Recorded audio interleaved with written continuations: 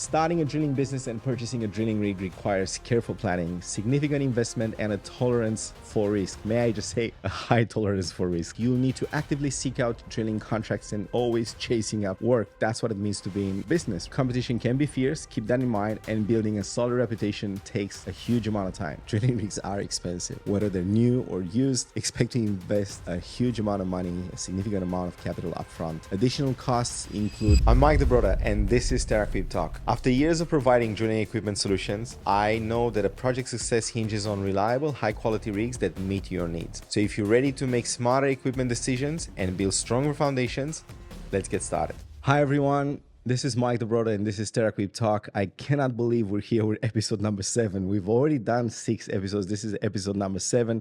And today I'm going to be talking about what it means to be buying a drilling and piling rig and what it means to be starting your own drilling business. Okay? But before we do that, I'm just going to jump right in and say a big thank you for taking the time to watch us week after week. This is the 7th episode. It really means the world to us and to me. Now, please remember, we're still kind of at the beginning, right? The first 10 episodes, we're still trying to find our path here with TerraQUIP and not knowing exactly where we're heading. But what we're absolutely certain about is 2 things. Number one, we're having a lot of fun, right? It gives us a huge amount of pleasure to talk about ideas and information and experience that we had over the last 15 years. And number 2, that we will get better at this. I promise you, we will improve as the time goes on and the more episodes and contents we will be creating. Now, back to the episode, let's talk about what it means to purchase a drilling and piling rig and what it means for the buyer and what it means for us on the other side of the fence as sellers, as dealers. Here's a breakdown of what you can expect when buying a drilling and piling rig or an anchoring rig. Well, there's, of course, high initial investment. Drilling rigs are expensive. Whether they're new or used, expect to invest a huge amount of money, a significant amount of capital upfront. Additional costs include transportation, shipping, setup, and any necessary permits or licenses, right? Then drilling rig purchases or lease. This is the most substantial upfront cost, right? Prices vary widely depending on the type, size, and condition of the rig. New rigs can cost millions of dollars while the used rigs can be more affordable, but they may require a little bit more maintenance, right? You got to spend a little bit more money on them. And leasing a brand new one could be a viable option for startups to reduce your initial capital outlay. But even then, you're still looking at a minimum 10 to 30% deposit, depending on your financial situation and the age of your business, right? So if you're a company that's been around in the market for a long time, of course, the banks are just going to give you the money and they're going to do what's called asset finance. You're not going to need any sort of deposit or any down payment. However, if you're just starting, the deposit can be as much as 50%, 40 to 50%, in order for the bank or the financial institution that gives you the money to make sure that if they have to sell the equipment, they already have 50% of it covered, okay? Which it makes sense, right? Then we have auxiliary equipment which you need to consider. You'll need additional equipment such as drilling tools, augers, pipes, pumps, compressors, and other specialized tools or even excavators, right? The cost of these items will depend on the type of drilling that you'll be doing and whether you'll be focusing on micro drilling, piling, directional drilling, exploration drilling, or any other type of land drilling. By the way, when I'm saying drilling here and piling, like I say drilling and piling, right? But in general, I mean all the broad range of drilling and land drilling. We're not talking at all about offshore drilling, right? That's completely out of scope. TerraQUIP Talk doesn't talk about that. We don't have experience in that. So just wanted to make sure that we are talking about land drilling here. Then another aspect when buying a drilling and piling rig or drilling equipment in general is the transportation aspect.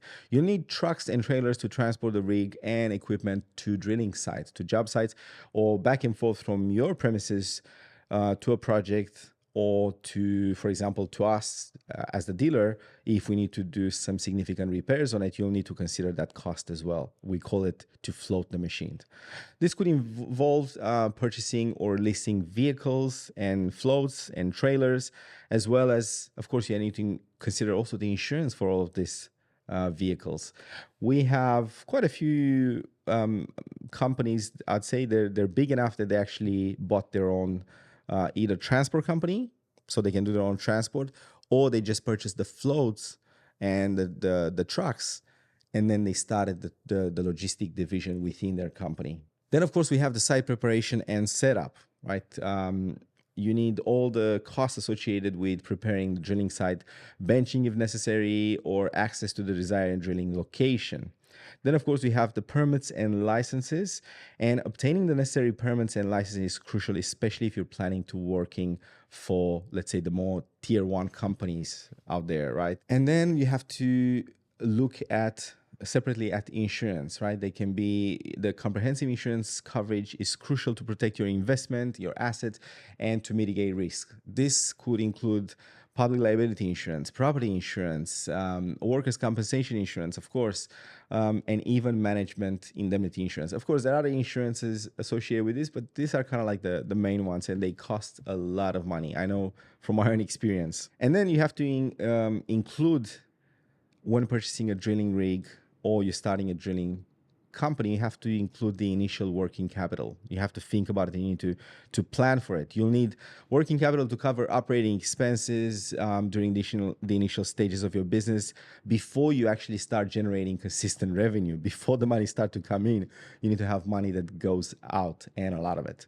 Labor costs associated with it. So the salaries and the benefits of drillers, the crew members, the administrative staff, your marketing, of course, and your accounting, let's say. Then, of course, you have the fuel and maintenance, the fuel costs for the rig and the transportation, as well as regular maintenance and repair for the rigs and equipment. We spoke about the maintenance very in detail in one of our previous episodes, and we've seen it time and time again. There are some companies out there that actually don't allow any cost in what they do in maintaining the rigs and replacement of those rigs. That's really important. That's a cost that gets lost or overseen sometimes. And when something does break down, clients go like, oh, this was not in the plan. And I was like, are you allowing anything for the price of maintenance and for the repair cost and for replacement cost even? Oh, no. It was like, well, yeah, you got to keep that in mind as well, right? Then you have the consumables, regular replacement of drilling bits, the heads, the drilling supplies in general, right? Then we have, of course, administrative and overhead costs like office rent, yard rent, utilities, legal, and other admin-related expenses.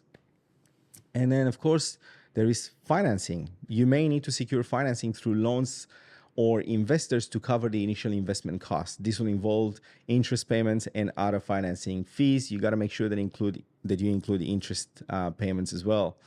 And of course, at the end, you got to have some contingency funds available. It's essential to have a contingency fund to cover the unexpected expenses such as equipment breakdowns, project delays, or changes in the market conditions. There'll be times when the market is going to be great. You're going to be making maybe quite a lot of money. It's going to be fantastic, but then you might have 3 months of downturn where the phone just doesn't ring, right? And it gets scary. I've been through that, and this is super important. I actually have an example here from when I started in the business, and I was having chats with different entrepreneurs, and they were giving me advice on what to do and what to look out for when it came to business. And the number one thing they said there was the common denominator between all of them. They said, Mike, make sure you have a good amount of contingency funds available.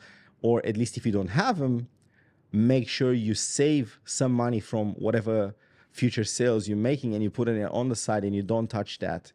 Because it's not if you'll need it, is when you'll need it. I promise you this. And sure enough, that time came at the end of COVID when I was on my last $50,000 savings in the company.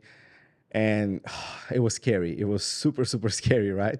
But then we're lucky because 2-3 months down the track, we managed to sell over 10 drilling units. It was the best time of TerraQUIP, right? We experienced so much growth all of a sudden then, and we went from 0 to hero in no time. It was fantastic. Now, it's crucial to develop a comprehensive business plan and financial projections to accurately estimate the startup, the operating cost for your drilling rig and for your business. And consulting with industry experts and financial advisors can help you create a realistic budget and secure the necessary funding. However, one thing that I've done even before I started the business was to be constantly in touch with other business owners, right? People that have managed their own businesses. They've been in the industry for a while. They had so much good advice, ideas, and warnings, literally warnings about what to do and what not to do and things that I'm going to be experiencing. Just quickly, need reliable drilling equipment for your next project? At TerraQUIP Drilling Equipment, we offer tailored solutions with top-tier support to meet your project needs. Contact us using the links in the show notes to find the perfect equipment for your drilling project. Now back to the episode. Then, of course, you have the ongoing costs and the operational costs. Rigs, as I said, require regular maintenance and repairs, which can be very costly. So factoring in all of these expenses, like the fluids, the fuels, the labors, the insurance, and the specialized drilling bits. Finding and securing contracts, and this is a really important one because this is where the money is coming from, right? You'll need to actively seek out drilling contracts and always chasing up work. That's what it means to be in a business, right? The work doesn't just come. Sometimes it does, but a lot of the times you need to chase it. So competition can be fierce. Keep that in mind, and building a solid reputation takes a huge amount of time. It's not easy. Networking and marketing your services are absolutely essential. Of course, there's so many tools nowadays. We spoke about the influence of AI in our industry and whether there is any sort of influence. And yes, there is. It impacted our industry in the sense of the way we create advertising, right? And this is something that we invested a lot. I invested a lot of my time, a lot of my research at TerraQUIP into understanding how can we promote our products? How can we let the client know that we have an amazing product and a good service offered by reliable people? So, of course, AI came in handy with production of videos. Even, I'm sure there's, I have a team around me, but I'm sure there's AI involved in creating TerraQUIP Talk, right? So keep that in mind. Advertising is super important, and nowadays is relatively easy to do. You just need a little bit of time and investment in it. And further to this, I would say it's also super important to have the right contacts and the right relationships in the market, because unfortunately, sometimes it's not what you know, but who you know, right? That's something that I found out as soon as I arrived in Australia back in 2000, when I moved here back in 2008, and I actually met a restaurant, a business owner, and we were just chatting, and he said to me, just remember one thing. He said, sometimes we don't care what you know, we care who you know, right? And then based on who you know, what does that mean? That doesn't mean that it's based on nepotism. I'm not saying that at all. I'm just saying that relationships matter so much, because if someone knows you, they know the skills that you have, the knowledge that you have, how reputable you are, how reliable you are. So then they can actually recommend you based on that. It doesn't mean by any means that you don't know anything and just because you're the son of someone, right? Just wanted to make that clear. Okay, so regulatory compliance. The drilling industry is heavily regulated, guys. Keep this in mind. So expect to navigate various amount of permits, regulations, and safety matters. And non-compliance, keep in mind, they can lead to hefty fines or even shutdowns. And of course, an unsafe operation, which you don't want.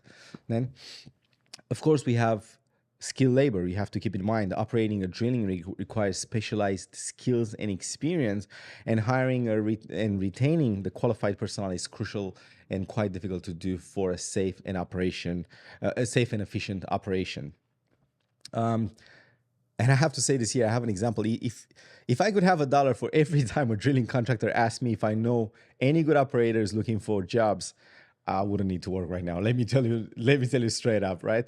Unfortunately, every single time my answer was no, we don't know anyone, because we don't get involved in anything related to this, because we don't want to upset our clients, right? We don't want to be involved in any sort of poaching or anything like that. And of course, the clients are only asking if we know someone.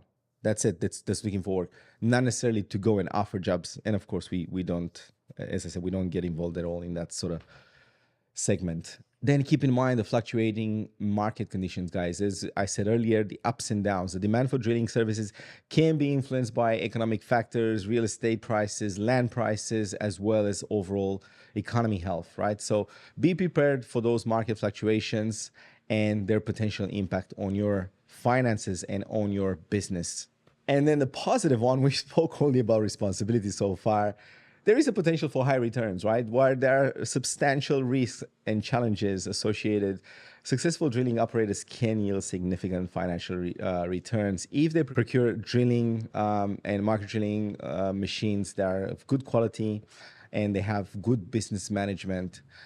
Because beyond drilling expertise, you'll need strong business management skills to handle all your finances, all your contracting, advertising personnel, and all of the, let's say, bureaucracy when it comes to all the red tape when it comes to the regulatory compliance. So that's it right there, guys. This is what to expect from your side as a purchaser when it comes to purchasing a drilling rig and what's involved with starting a business. Now let's talk a little bit about my side as a dealer, as a seller, when it comes to selling a drilling rig.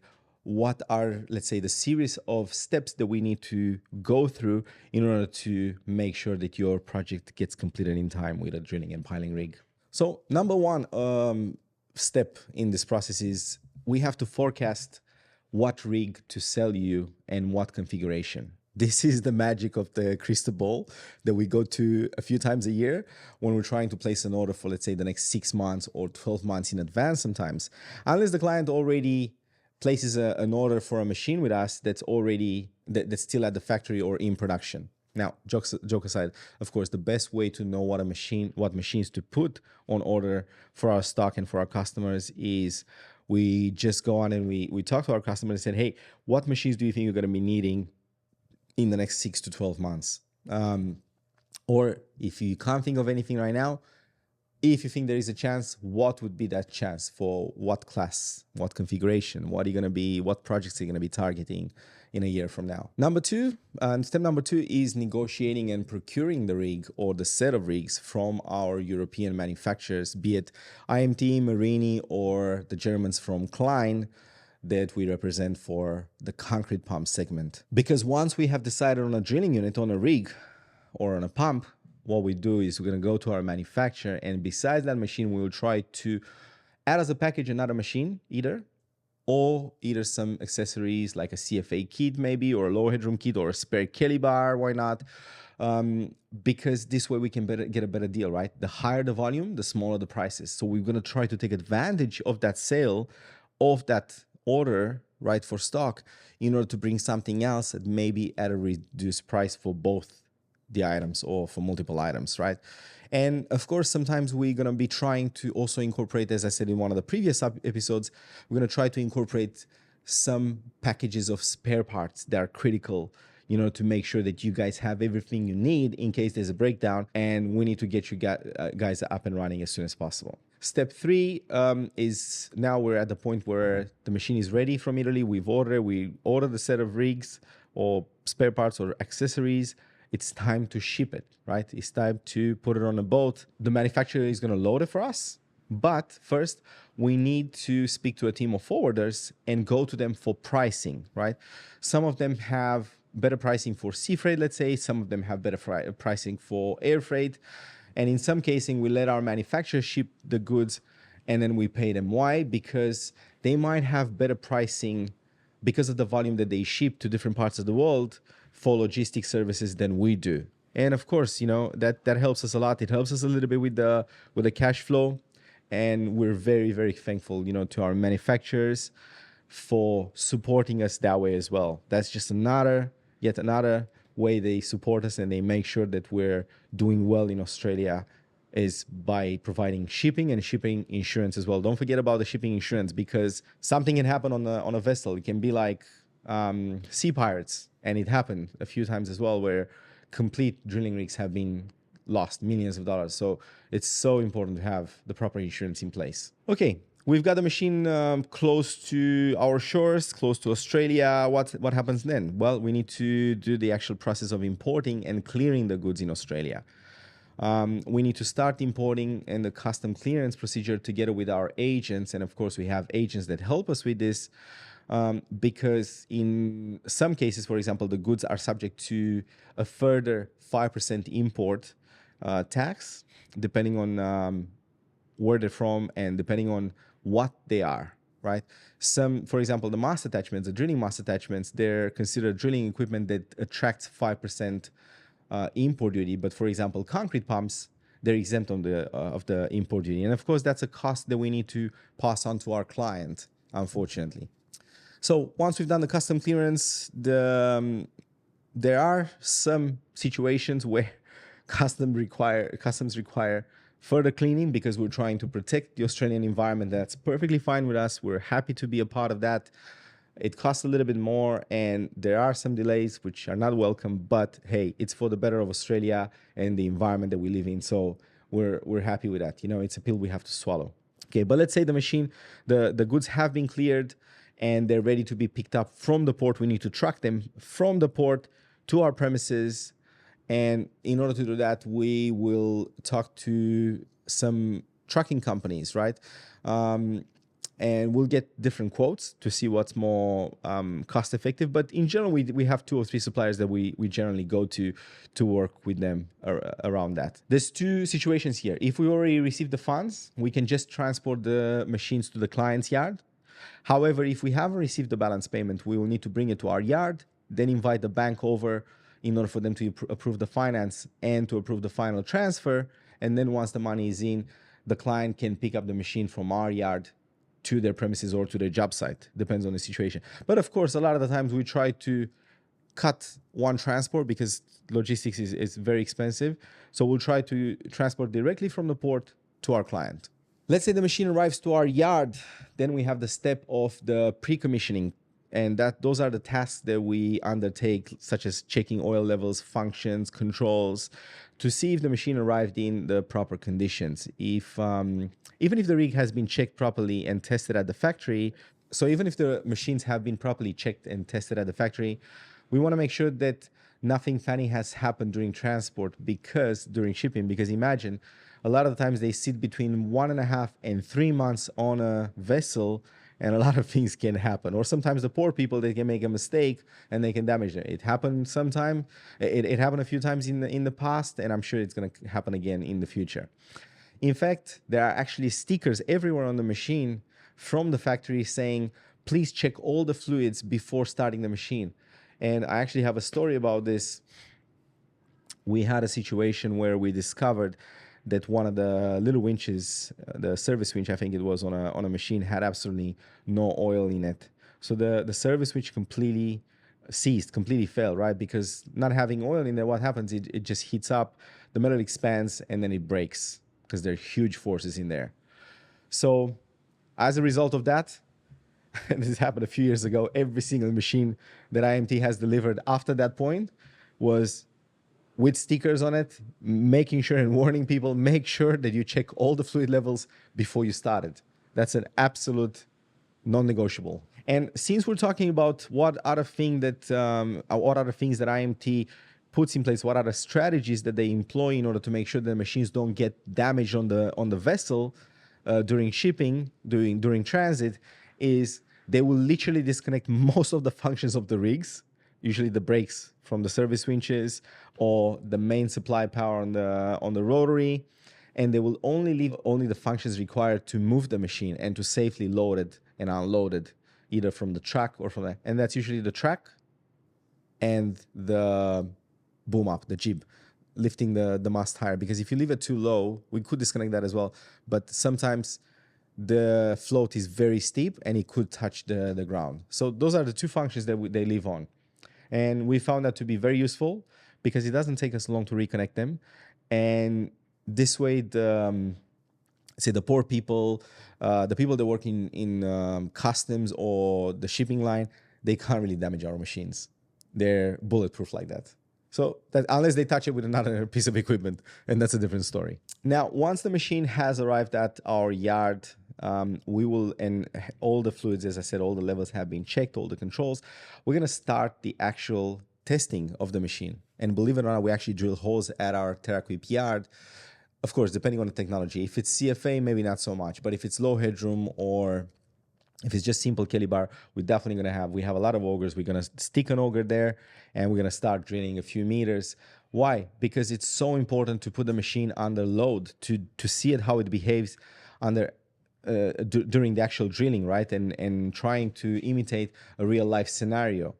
And why is this important? Because hydraulics, when they're under load, they're actually under a lot of stress, so then they behave differently than just moving the rotary up and down or just checking the let's say the basic functioning. You're not going to have, for example, oil leaks then, or you're not going to have breakdowns, you're not going to have strange noises unless you actually put it through its paces. So that's a really important step that we do at our yard, and that is test the machine. And this is where it came in very handy, the fact that I actually was an operator and drilled a few projects myself in the world of piling. Once the machine has been properly tested, what we'll do is we're gonna apply a series of items which are usually necessary, such as the GNH computer, or all the little items, let's say, such as the UHF 2A radio, the fire extinguisher, the flashing lights. Sometimes we require to have very advanced flashing lights with multiple colors in order to inform the people whether the machine is ready to drill, or whether the machine is in standby, or the machine is completely turned off. Once we've applied all of these items, they are usually required by the client and they're paid for by the client. We're going to start issuing the documentation, such as the planned risk assessment, as well as the Pile Safe Green sticker. And this is something that I'm very happy to say that we're working on at TerraQUIP right now. Is we're trying to get the Pile Safe certification to become inspectors, to be able to issue the green stickers ourselves, rather than working with a very limited amount of people that are out there in the industry at the moment. And it's hard to kind of like book them in. Sometimes they're fully booked out, which is great, they're doing amazing, but we need to kind of like be in control of our destiny with that. So we're undergoing that process right now. It's not very easy, but I think in about 6 months we'll be able to announce that we are a Pile Safe Green sticker inspector. Then we have to go on site and we have the commissioning and the startup of the rig, or at the client's yard if they're not ready to start on the job site. And during this process, as I said in one of the previous episodes, what we'll do is we'll go through every single step listed by the OEM when it comes to the safe, efficient, and the daily maintenance and operation of the machine. That's it right there, guys. Starting a drilling business and purchasing a drilling rig requires careful planning, significant investment, and a tolerance for risk. May I just say, a high tolerance for risk. It's recommended to conduct a thorough market research, develop a solid business plan, and consult with industry professionals before taking the plunge. And last but not least, make sure you've got a good support network around you. I'm Mike the Brother. Thank you so much for your time. And just remember, if it's not turning, you're not earning. See you next time. Thanks for tuning in to TerraQUIP Talk. If you enjoyed this episode, the best way to support us is by leaving a 5-star review on Apple Podcasts and Spotify. And don't forget to subscribe on YouTube so you never miss an episode. You can also find out more from me on all social media platforms. The links are below. Until then, remember, if it's not turning, you're not earning.